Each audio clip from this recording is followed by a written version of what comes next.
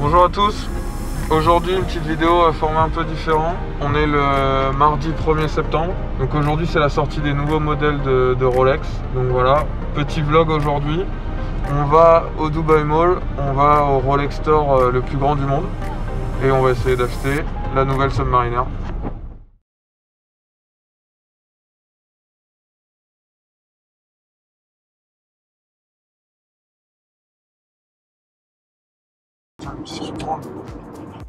Tu comprends cette partie.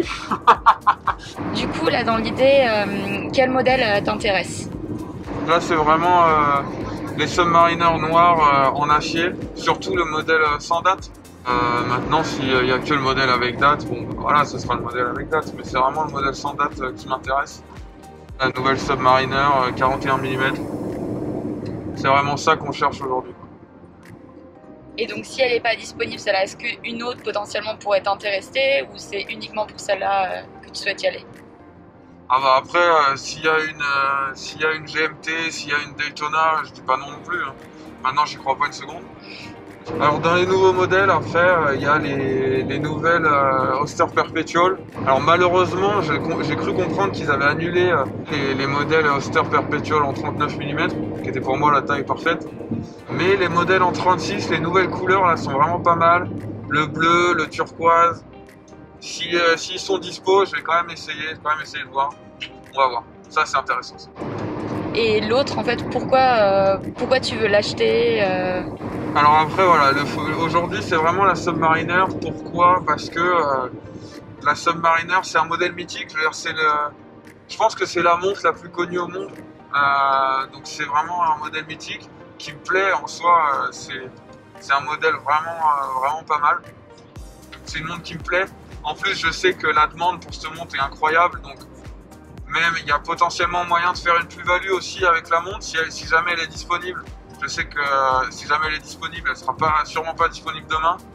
Donc là, c'est vraiment aujourd'hui, si elle est dispo, on la prend, potentiellement faire une plus-value avec. Donc là, l'idée, c'est plus de l'acheter pour la garder en ta collection ou pour la revendre Est-ce que tu sais ce que tu veux faire ou tu verras plus tard et que c'est vraiment, tu te le dis, là, c'est le coup de l'année? Là, je pense qu'on vise un peu le coup de l'année. Là, on vise... Aujourd'hui, elle est disponible, on la prend et on ne sait pas ce qui va se passer après. Quoi. Et on verra. Et on la garde, s'il faut on la porte, s'il faut on la revend. S'il faut on la porte, parce que bon, elle est quand même pas top, donc s'il faut on se force. C'est ça, on va se forcer à la porter quoi, bon voilà. Ok, bah alors on va voir tout à l'heure, dans quelques minutes, si oui ou non, tu auras cette montre.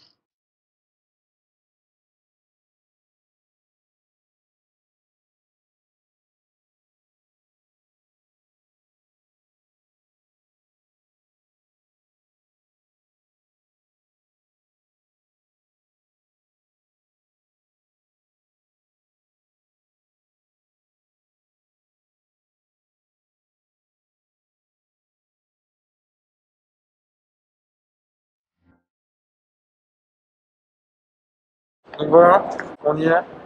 On est devant chez Rolex, le plus gros magasin du monde, le plus gros Rolex du monde. Donc voilà, on y va, on va voir ce qu'ils ont en stock. C'est parti.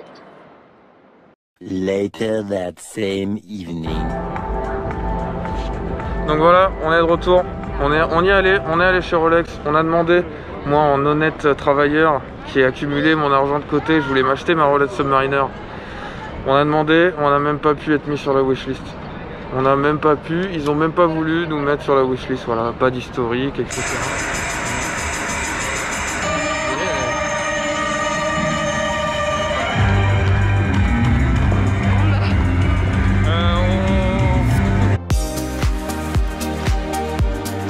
Donc voilà, on se retrouve. C'est bon, il y a la lumière, yes. Comme je le disais tout à l'heure, on est allé chez Rolex. On a pris une porte en plein nez, on s'y attendait un petit peu, mais voilà, pas possible d'acheter une Rolex sans historique d'achat. Historique d'achat dans le magasin. Ce qui est important de savoir, c'est que si vous avez acheté des Rolex à droite à gauche, c'est mort, il faut que ce soit un historique dans le même magasin. Donc voilà, ça c'était nouveau, ça c'était une information intéressante. Et le gars nous a même dit que le présentoir pour les montres professionnelles, les Submariner, GMT Master, Daytona, etc., en fait ils l'ont enlevé. ils savent pertinemment qu'ils n'en auront jamais en stock en magasin, donc ils ont même enlevé le présentoir. Donc voilà, aujourd'hui on n'est même pas sur la wishlist, mais on est nulle part, j'ai envie de dire. On est nulle part. Concrètement, qu'est-ce qu'il nous a dit? Il nous a dit que chez Rolex, c'est même pas une waiting list où il y a une liste de personnes et ceux qui ont leur montre sortent de la liste et les gens remontent et à un moment on aura notre montre.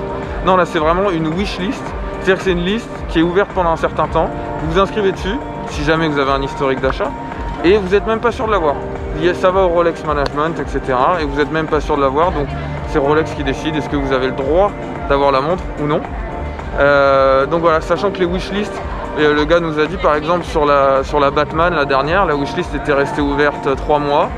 Sur la Pepsi, elle est restée ouverte 1 mois, c'est-à-dire qu'un mois pour s'inscrire, après non, c'est mort, elle ferme. Et ils prennent plus d'entrée, même sur la wishlist, qui ne garantit même pas d'avoir une montre. Il y a des gens, la Pepsi est sortie il y a 2 ans, il y a des gens qui l'ont toujours pas reçu, voilà, qui sortiront jamais de cette wishlist, quoi. C'est vraiment...